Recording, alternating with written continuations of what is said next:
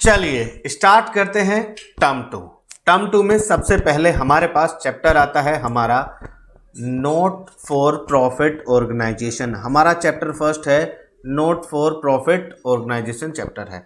अब हम बात करते हैं नॉट फॉर प्रॉफिट ऑर्गेनाइजेशन होता क्या है। तो मैं आपको बात बता दूं, नॉट फॉर प्रॉफिट ऑर्गेनाइजेशन का मतलब होता है जिन ऑर्गेनाइजेशन का मोटिव प्रॉफिट अर्न करना नहीं है बल्कि सर्विस प्रोवाइड करना है सोशल वेलफेयर के लिए, उन्हीं को हम बोलते हैं नॉट फॉर प्रॉफिट ऑर्गेनाइजेशन। जैसे इसके अंदर सबसे पहले आपका आता है स्कूल। स्कूल एक नॉट फॉर प्रॉफिट ऑर्गेनाइजेशन होती है क्योंकि इनका जो मेन मोटिव है वो प्रॉफिट अर्न करना नहीं बल्कि सोशल वेलफेयर है। इसके बाद हमारे इसके अंदर आते हैं हॉस्पिटल्स, यानी कि हॉस्पिटल का भी मेन मोटिव क्या है, सोशल वेलफेयर, ना कि प्रॉफिट अर्निंग।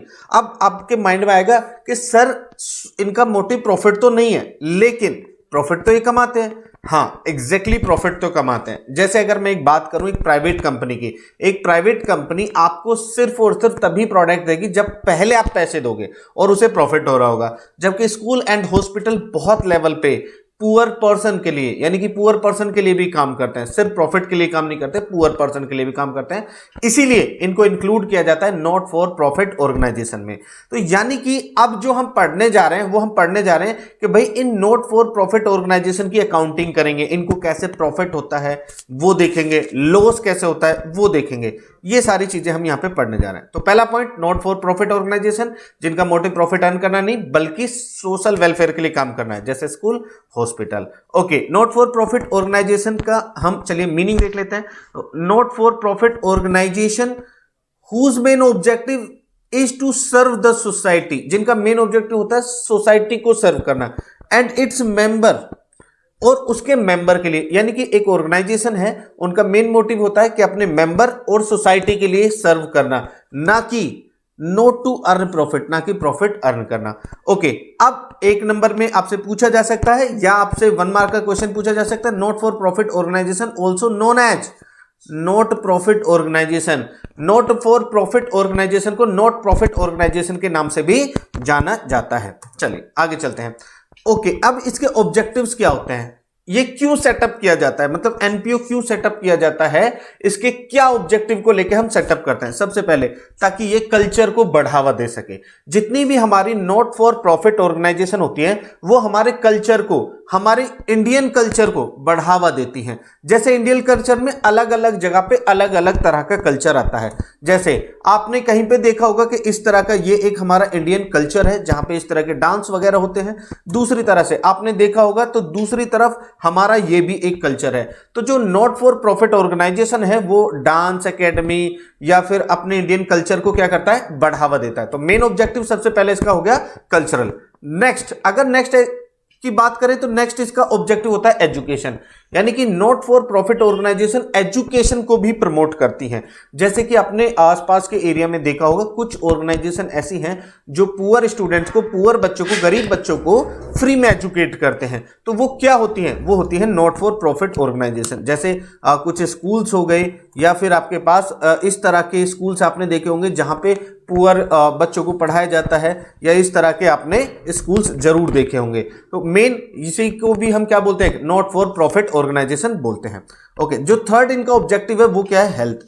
हेल्थ इनका नॉट फॉर प्रॉफिट ऑर्गेनाइजेशन का एक और मेन ऑब्जेक्टिव है हेल्थ। आपने बहुत जगह पे देखा होगा जहां पे जितने भी पुअर पर्सन हो गए या बच्चे हो गए उनका फ्री में क्या होता है, हेल्थ चेकअप होता है, उनको भी हम बोलते हैं not for profit organisation. Again इसमें हॉस्पिटल भी क्या होते हैं, इंक्लूड होते हैं। ओके, आगे चलते हैं। आगे जो इनका मेन ऑब्जेक्टिव्स में आता है वो आता है रिलीजियस, यानी कि not for profit organisation promote करता है हमारे रिलीजियस को, हमें उसके बारे में बताता है, प्रमोट करता है। जैसे कि आप इसमें देखते हैं ये हमारे कंट्री के अलग अलग अलग तरह के रिलीजियस हैं। तो यानी कि नॉट फॉर प्रॉफिट ऑर्गेनाइजेशन सभी के लिए, इन सभी रिलीजियस के लिए काम करते हैं। इनका मोटिव प्रॉफिट अर्न करना नहीं जब बल्कि रिलीजियस को लेके काम करना होता है। तो ये हमारे क्या हो गए, नॉट फॉर प्रॉफिट ऑर्गेनाइजेशन क्या होती हैं और इनके ऑब्जेक्टिव क्या होते हैं, क्यों इनको सेटअप किया जाता है। तो ऑब्जेक्टिव में cultural, education, health and religious, जो कि हम बहुत अच्छे से कर चुके हैं। तो क्या मैं समझूं आप सबको क्लियर हो गया? चलिए वेरी गुड, सभी को क्लियर हो गया। उसके बाद भाई जब हम एक ऑर्गेनाइजेशन चलाएंगे नॉट फॉर प्रॉफिट ऑर्गेनाइजेशन, जैसे कि हमने स्कूल चलाया, हॉस्पिटल चलाया, तो कहीं ना कहीं इसमें पैसों की तो जरूरत है, यानी कि मनी तो हमें, पैसे तो हमें कंट्रीब्यूट करने पड़ेंगे। अब वो जो पैसे हैं वो कौन लगाता है इसके अंदर पैसे? नॉट फॉर प्रॉफिट ऑर्गेनाइजेशन के अंदर, यानी कि उसके अंदर the fund required for the activity are normally contributed by its member and trustee, जो भी मेंबर और ट्रस्टी होते हैं। अब आपके सामने एक डाउट आता है मेंबर क्या है, तो मींस मैं आपसे आप बोल देता हूं कि आप फ्रेंड हो ABCD, आप सभी ने, चारों फ्रेंड ने मिलकर सोचा कि आज से हम क्या करेंगे, एक जो गरीब बच्चे उनको फ्री में पढ़ाएंगे। तो जब आप उनको स्टडी कराएंगे यानी कि आपको टीच करेंगे, तो आपको बुक की रिक्वायरमेंट होगी, प्रॉपर एरिया की रिक्वायरमेंट होगी, तो वहां पे जो भी एक्सपेंसेस होंगे आप सेल्फ बियर करोगे। तो आप उस टाइम पे क्या हो गए, आप हो गए इस नॉट फॉर प्रॉफिट ऑर्गेनाइजेशन के मेंबर एंड ट्रस्टीज हो गए। चलिए, तो यानी कि जो भी फंड कंट्रीब्यूट करते हैं उनको हम बोलते हैं इसके अंदर मेंबर और ट्रस्टीज। Next, fund receive. अब जो फंड रिसीव होता है, अब फंड मेंबर तो करते ही करते हैं, लेकिन आउटसाइडर से भी हमें मेंबर वो फंड रिसीव होता है। तो वो फंड जो रिसीव होता है उसका क्या नाम है? जैसे डोनेशन, हमें कोई भी बाहर का पर्सन है, आपको देखा उसने, आप चार बच्चों को, चार फ्रेंड मिलके, आप जो पुअर बच्चे हैं यानी कि जो पुअर चाइल्ड है, आप उनको टीच कर रहे हो, तो उन्होंने कहा कि ये लो भाई 10,000 मेरी तरफ से, आप बहुत अच्छा काम करो, तो वो डोनेशन, आपके पास एक डोनेशन रिसीव होती है।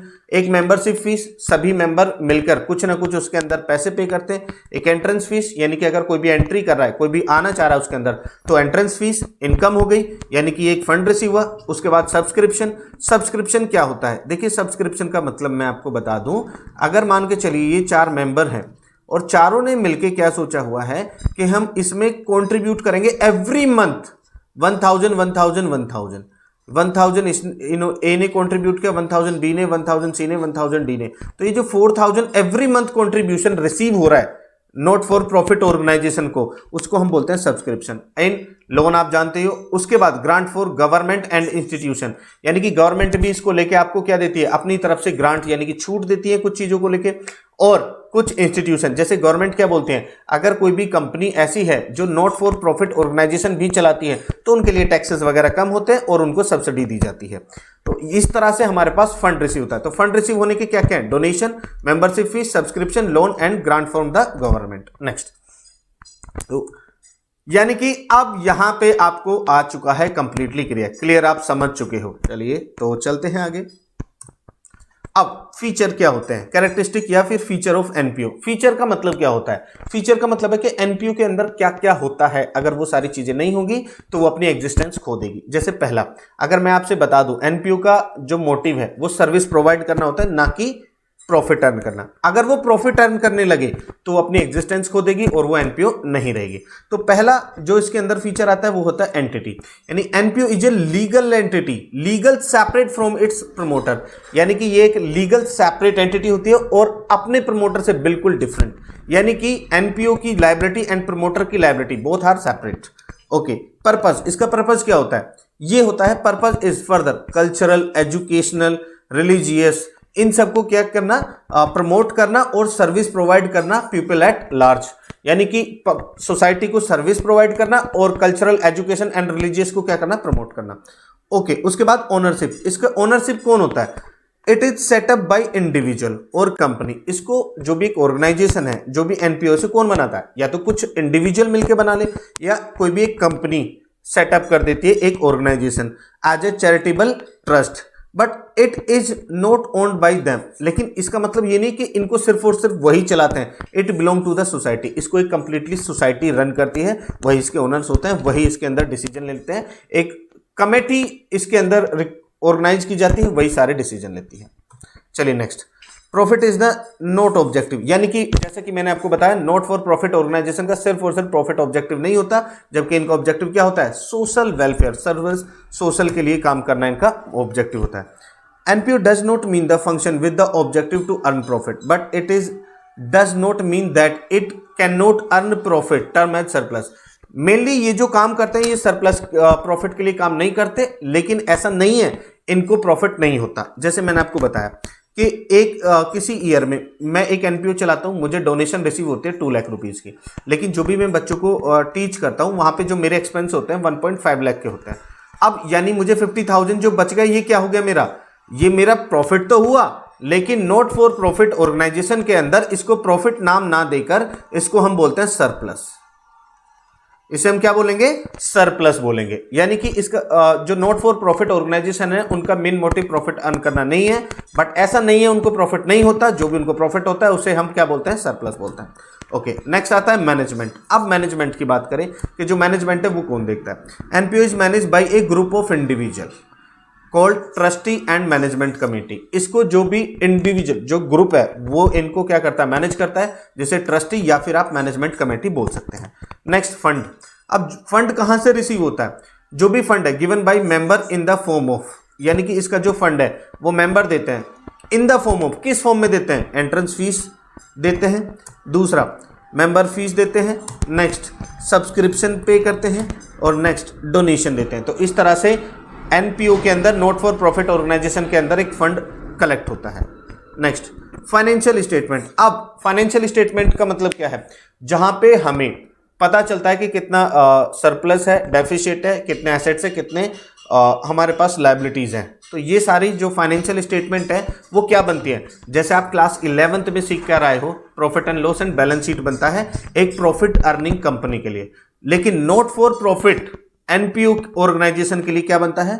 Receipt and payment account cash account की तरह बनता है, income and expenditure profit and loss की तरह बनता है, एंड बैलेंस शीट बनता है। क्लियर? तो ये थी हमारी फाइनेंशियल स्टेटमेंट। फाइनेंशियल स्टेटमेंट में 3 चीजें इंक्लूड होती है, receipt and payment, income and expenditure account and the balance sheet. यहां तक क्लियर? तो मैं समझता हूं यहां तक आपको बिल्कुल क्लियर हो चुका होगा, मजा आ रहा होगा, बिल्कुल मजा आ रहा होगा, एकदम बढ़िया से बढ़िया। चलिए तो आगे चलते हैं। आगे हम देखते हैं दोनों के बीच में डिफरेंस, यानी कि नॉट फॉर प्रॉफिट ऑर्गेनाइजेशन और प्रॉफिट अर्निंग ऑर्गेनाइजेशन के बीच में डिफरेंस क्या होता है। तो पहला, main motive. Not for profit organisation का मेन मोटिव सर्विस प्रोवाइड करना होता है, जबकि इनका मेन मोटिव प्रॉफिट अर्न करना होता है। कैपिटल, दे मेंटेन कैपिटल फंड, यानी कि ये क्या करते हैं? कैपिटल फंड मेंटेन करते हैं, life membership fees, legacy and surplus, जबकि ये क्या करते हैं? सिर्फ और सिर्फ कैपिटल अकाउंट मेंटेन करते हैं। फाइनेंशियल स्टेटमेंट की बात करें तो एनपीओ के अंदर जो फाइनेंशियल स्टेटमेंट है उनके नाम है receipt and payment account, income and expenditure account and the balance sheet, जबकि प्रॉफिट अर्निंग ऑर्गेनाइजेशन के अंदर इन्हीं को हम क्या बोलते हैं? फाइनेंशियल स्टेटमेंट को trading account, profit and loss account and the balance sheet. Okay, surplus versus profit, यानी कि एनपीओ के अंदर जो भी हमारा प्रॉफिट होता है उसे या तो सरप्लस और लॉस होता है तो उसे बोलते हैं डेफिसिट, जबकि प्रॉफिट ऑर्गेनाइजेशन के अंदर जो प्रॉफिट होता है उसे प्रॉफिट और जो लॉस होता है उसे क्या बोलेंगे? लॉस। उसके बाद डिस्ट्रीब्यूशन ऑफ प्रॉफिट, सरप्लस और deficiency is not distributed among the member. यहां पे मेंबर में, यानी कि नॉट फॉर प्रॉफिट ऑर्गेनाइजेशन में जो भी प्रॉफिट होता है वो मेंबर में नहीं डिस्ट्रीब्यूट होता, जबकि प्रॉफिट ऑर्गेनाइजेशन के अंदर जो भी प्रॉफिट होगा वो मेंबर में क्या हो जाएगा? डिस्ट्रीब्यूट हो जाएगा। नेक्स्ट, अब हम पहला टॉपिक स्टार्ट करने जा रहे हैं आज, numerical subscription account. Subscription account क्या होता है वो हम समझने जा रहे हैं। यानी कि सब्सक्रिप्शन में, जैसे कि मैंने अभी आपको बताया, सब्सक्रिप्शन का मतलब होता है जब ये 4 मेंबर हैं, चारों ने मिलकर क्या किया हुआ है? एक फंड बनाया हुआ है कि हम हर साल इसमें 1000 कंट्रीब्यूट करेंगे, तो ये सब्सक्रिप्शन है। लेकिन कितनी इनकम होगी, क्या होगा, ये हम पढ़ने वाले हैं इसके अंदर। सब्सक्रिप्शन होता क्या है? Subscription in NPO means paying some amount to the organisation by its member on regular basis, यानी कि जो भी उसके मेंबर रेगुलर बेसिस पे एक अमाउंट पे करते हैं उसी को सब्सक्रिप्शन बोलते हैं। नेक्स्ट, जैसे कि मान के चलिए ये मेंबर है और ये कुछ ना कुछ अमाउंट क्या कर रहे हैं? एक रेगुलर इंटरवल पे इसमें कंट्रीब्यूट कर रहे हैं, तो ये जो अमाउंट होता है टोटल, इसको हम बोलते हैं सब्सक्रिप्शन। तो ये हमारे पास क्या हो गया? सब्सक्रिप्शन हो गया। नेक्स्ट, अब सब्सक्रिप्शन के बाद इसका फॉर्मेट क्या है? सब्सक्रिप्शन का, सब्सक्रिप्शन के फॉर्मेट पे चलता है। तो सबसे पहले हम यहां पे लिखेंगे पर्टिकुलर अमाउंट, और उसके बाद subscription receive during the year, जितना भी हमें रिसीव होगा, whether previous year, current year और फ्यूचर पीरियड, जो भी हमें रिसीव हुआ है टोटल लिखेंगे यहां पे। फिर इसके अंदर ऐड करेंगे subscription outstanding at the end of the year, mean जो करंट ईयर की आउटस्टैंडिंग सब्सक्रिप्शन है उसे हम यहां पे प्लस करेंगे। उसके बाद subscription receive in advance at the beginning of the year, advance receive previous year, यानी कि जो भी प्रीवियस ईयर हमें एडवांस में रिसीव हुआ उसे प्लस करेंगे। माइनस करेंगे subscription outstanding at the beginning of the year, यानी कि जो भी आउटस्टैंडिंग इन द बिगिनिंग है उसे हम क्या कर देंगे? माइनस कर देंगे, यानी कि receive in current year previous year outstanding subscription, previous year की आउटस्टैंडिंग जो अगर करंट ईयर रिसीव होती है तो उसे हम क्या करते हैं, माइनस करते हैं इसे हम। उसके बाद subscription receive in advance at the end of the year, अगर हमने करंट ईयर में नेक्स्ट ईयर के लिए कुछ भी एडवांस रिसीव हुआ है सब्सक्रिप्शन में तो उसे भी हम क्या करेंगे, माइनस। जो भी हमारे पास सब्सक्रिप्शन आएगी उसे हम कहां पे शो कर देंगे, इनकम एंड एक्सपेंडिचर अकाउंट में। इट मींस जो भी करंट ईयर का सब्सक्रिप्शन है उसे प्लस करेंगे और जो भी डिफरेंट ईयर के सब्सक्रिप्शन है उसे हम क्या कर देंगे, माइनस कर देंगे। उसके बाद अब इसी फॉर्मेट को हम जरा लेके चलते हैं टी शेप में। अगर टी शेप में हमें ये फॉर्मेट समझना हो तो हम किस तरह से कर सकते हैं सब्सक्रिप्शन अकाउंट। देखिए सब्सक्रिप्शन अकाउंट को टी शेप में आप कैसे बना सकते हैं। आपके सामने अकाउंट्स आ गया, सबसे पहले आप लिखोगे ओपनिंग बैलेंस, जिसमें आप क्या लिखोगे, outstanding in the beginning of the year. जो भी आपका in the beginning of the year का आउटस्टैंडिंग सब्सक्रिप्शन है वो लिखोगे। फिर उसके बाद यहाँ पे आप बैलेंस बीडी में क्या लिखोगे, receive advance during the previous year, जो भी प्रीवियस ईयर में आपको रिसीव हुआ वो यहाँ पे लिखोगे। कैश अकाउंट, कैश अकाउंट में आप क्या लिखोगे, जितना भी सब्सक्रिप्शन आपको रिसीव हुआ है। उसके बाद बैलेंस सीडी में क्या लिखोगे, outstanding at the end of the year, यहाँ पे लिखोगे आप। फिर उसके बाद बैलेंस सीडी में यहाँ पे क्या लिखोगे, receive in advance at the end यहाँ पे, और जो भी बैलेंसिंग फिगर आएगा वो यहाँ पे आ जाएगा इनकम एंड एक्सपेंडिचर अकाउंट में। जैसा कि ये सभी की सभी टर्म हमने अभी प्रीवियस स्लाइड में अच्छे से पढ़ी है तो यहाँ पे हम उतना डिस्कस नहीं कर रहे। बाकी इसके बारे में कंप्लीटली डिटेल में नेक्स्ट लेक्चर यानी कि लेक्चर नंबर 2 में हम इसके क्वेश्चन करना स्टार्ट करेंगे और वहां पे सब्सक्रिप्शन के बारे में हम और डेप्थ में जानेंगे। तो यहां तक था ये हमारा लेक्चर। तो कैसा लगा आपको ये सब्सक्रिप्शन, कि भाई पूरा मजा आया, फुल मार्क्स आएंगे। तो इसके बाद हम नेक्स्ट लेक्चर में मिलेंगे आपको वेडनेसडे, लेक्चर नंबर 2 वेडनेसडे। जब तक के लिए क्या कर दो भाई, शेयर कर दो, सब्सक्राइब कर दो, और टर्म 2 का कंप्लीट कंटेंट अब हम यहाँ पे करने वाले हैं रेगुलर बेसिस पे। चलिए मिलते हैं नेक्स्ट क्लास में, जब तक टाटा बाय बाय।